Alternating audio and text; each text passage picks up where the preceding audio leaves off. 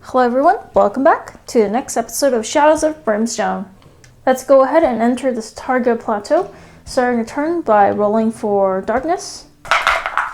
7 or higher, no problems there. I've been rolling really well for these darkness rolls. Usually I advance the darkness track quite quickly, but not complaining here. Let's roll for B's movement. A 2. Once again, she is very slow. B gets to move 3, 1, 2, and 3 into the portal. This space here is considered adjacent to this space. So we basically just step through and find ourselves in another world. I think B will scavenge because we haven't done that in a while. 3 D6s. We need a 6. Unfortunately, she didn't roll any. So that was unsuccessful. We can try again next time. Next we'll roll for Chase's movement. A 3. So he gets to move 4 spaces. 1, 2, 3, 4. Chase will scavenge as well. Let's roll 3 D6s. And there we go. We have 1 D6. We get to draw 1 scavenge card. And we have a nice card. Useful discovery. We find something useful from a dead body. And so we get to draw a gear card. And we also get 10 XP.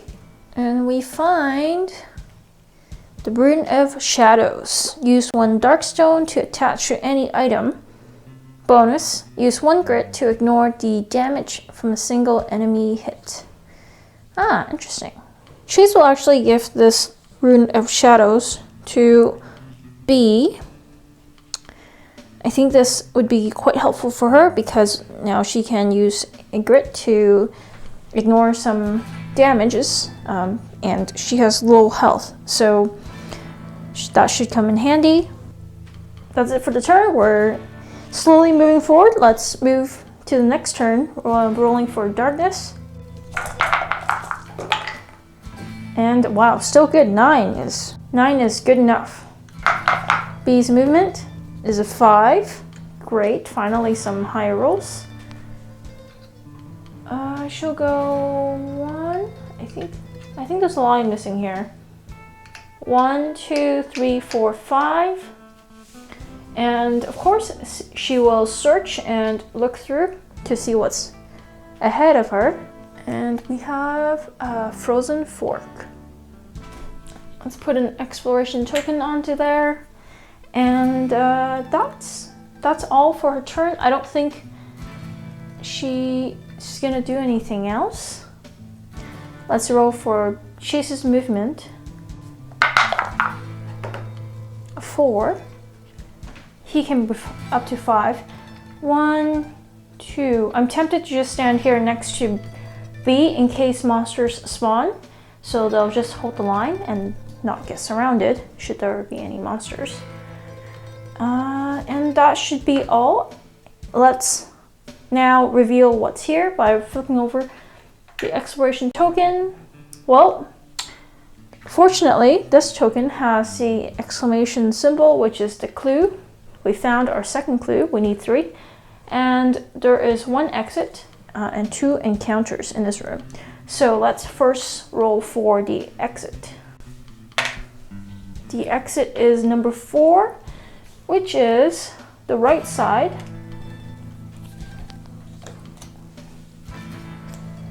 And let's draw 2 encounters.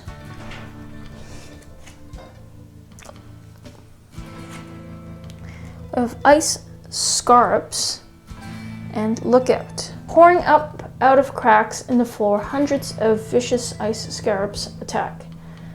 Every hero immediately takes 2d6, their strength, wounds, with no defense as they try to fend off the attacking swarm. They also gain d6 times 10 XP. 2d6. That's actually a minus. So 2d6 minus their strength. Let's roll for our heroes.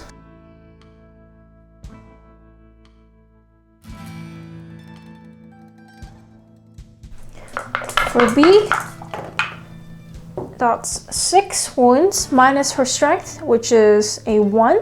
She's taking 5 wounds. She cannot defend against that, so that's just straight up 5 damage. And second is Chase. Wow, 10 wounds. That's a 6 and a 4. His strength is 4, so he's gonna end up taking 6 wounds. Let's roll for our experience. B gets 2 times 10, so 20, and Chase, who took more damage, is gonna get 50 XP. The second encounter is Look Out! Enemies emerge from the shadows. They look cold and angry. Attack! You are attacked by an otherworld threat, native to the Targa Plateau.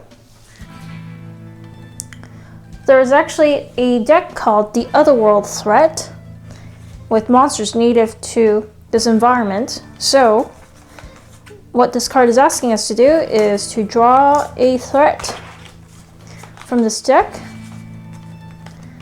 And we have the Targa Pylons, ancient alien pylons, carved from stone and powered by the pure energy of its dark stone core.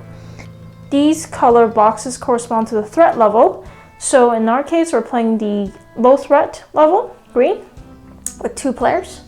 So we would only get 1 Targa Pylon. Here's the pylon, and I guess we'll place it here, which is the spot furthest to the left, away from the entrance to the tile.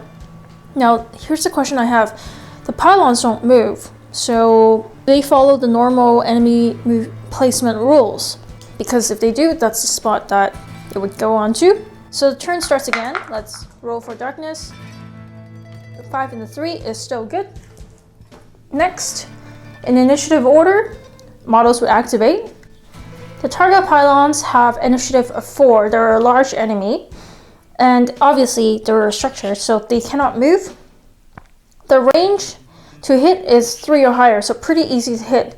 And to attack, they have something called the burning lasers, which is a ranged attack with range of 12. So they can pretty much hit you from anywhere. Shots 1, so they roll 1 die, and damage of 2. Each of the Targa Pylons' range attack hits counts as D6 hits. Targa Pylons cannot be moved in any way, of course. Stonework. Critical hits only reduce defense to 2 rather than 0. And as you can see, this structure has defense of 4. Health of 8. So, they're pretty tough, I would say. At the end of the turn, we activate B's Comforting Presence ability because Chase is next to her. So he gets to heal up 1 wound or 1 sanity, and as a result, she'll get 10 XP. He will choose to heal up the wound. Based on the initiative, B would be the first model to activate. First, B is going to roll for her movement. A 6. She's going to move 3. 1, 2, 3. Say 1, 2, 3. She wants to be in range of the pylons, obviously. 1, 2, 3. So let's say she moves here. Then she will attack, and she is going to use her free attack once per fight. So she's rolling her 1 shot. It's a 2, which is not enough to hit. She'll now roll her regular attack. It's a 1, also not good enough to hit. I think she'll spend a grit, which is her last one, to re-roll that. Hopefully we get a 4 or higher. Nope. So B moves up, attempts to shoot twice. Unfortunately, the pylons are tough as stone and the bullets just bounce off, doing nothing. Next, pylons would activate. So it will target a random hero. It's a 1, so that would be B. 1, 2, 3, B, 4, 5, 6, Chase. Unfortunately, that's B. I think she might die here now. The Targa Pylons will roll 1 shot, and on a 3 or higher, there it is, it will hit. And the hit will count as D6 hits.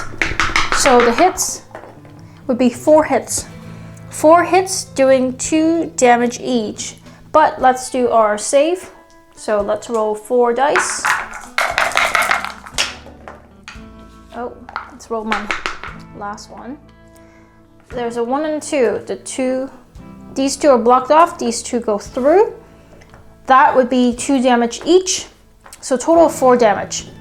B, she was at 8 health. She had 3 left. So with the 4, that brings her above and beyond her health stat, which means she's knocked out. But we have a revive token, which is the one that came with the game. When you are playing 2 players, you get 1 revive token. So that actually just revives the character once KO'd. We remove all of the wound and sanity damage markers, and B is up and running again. Next, we have Chase activating, and of course he will move first. It's 1. Based on the target plateau weather effects, the 1 would actually give him a wound, automatic wound with no defense roll, and of course he'll get a grit. Chase is actually at his max grit, so he will spend that grit to move, rolling an additional die. 6, total of 7. 7 moves for Chase. I think he'll just move here. Maybe here. Just next to B, but also able to have line of sight towards the pylons, and he'll now shoot. Shooting the pistol and the judge. 5, 8, 5. Pretty good. So the 5s are hits, and this 8 is a crit, and the 4 is a miss. So these 2 are misses because he needed 5 or higher, but we do have 3 hits and 1 critical hit. Let's do the critical hit first. The critical hit actually just reduces the pylon's defense to 2 instead of 0 because of its stonework trait. So let's roll for damage. We have a 6. Wow. 6 minus 2 is 4. 4 damage going through. Over here we get some XP for each hit. So 4 hits is going to be 20 plus 15, 35 XP for Chase. Next, let's roll damage for the other 2 regular hits. The 2 does nothing because defense is 4, and the 5 basically deals 1 hit to the pylon because of its 4 defense. So 5 minus 4 is 1. 1 more wound going through. 5 wounds now. At the end of the turn, Chase is next to B, so he gets to heal something. And B is going to get 10 XP. I also totally forgot that Chase has dark stone bullets. So the attack that was a 4 is actually a 5. And an attack that was a 1 is actually 2 damage. So let's add 2 more damage to this baby. It's at 7. 1 more health, 1 more hit before it's defeated. That's it for the turn. Let's continue on with the fight by holding back the darkness. 1 and a 4. So finally, we failed the darkness test. We moved this up 1, and let's not forget we needed to move this up 1 when we found the frozen fork. So now, next is movement. We don't want 1s or 1s, so that's a 5, which is awesome. With her movement of 5, she is going to move 1, 2, 3. Actually, she's not going to move. Yeah, she needs to stay here in order to hit. She needs to stay here in order to hit the pylon because her hold-up pistol has a range of 3. So I guess, yeah, she'll stay where she is, and then she will do her pistol attack. A 3 is not going to hit. So yeah, she's not doing anything else this turn. Next, pylons will activate. It's already locked onto B, so it will continue to attack B. Rolling one shot. It's a 1. That would be a miss. Thankfully, we have a miss. And now our sharpshooter Bandito Chase will activate. He will roll for movement first. 5 is good enough. I think he will just move back. Should he move back? No, he'll stay where he is because he wants to leech off of Bee's ability to heal. So he needs to stay next to her. But he will now attack and hopefully finish off the pylon.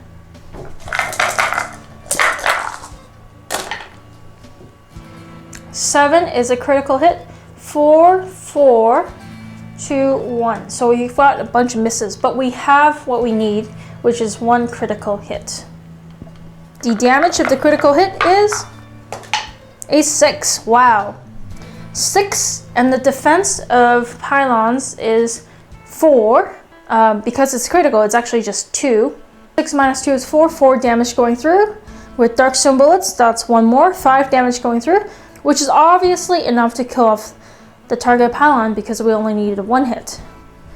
So with the 8th wound, we break down the pylon, it's gone, and Chase is gonna get 20 XP.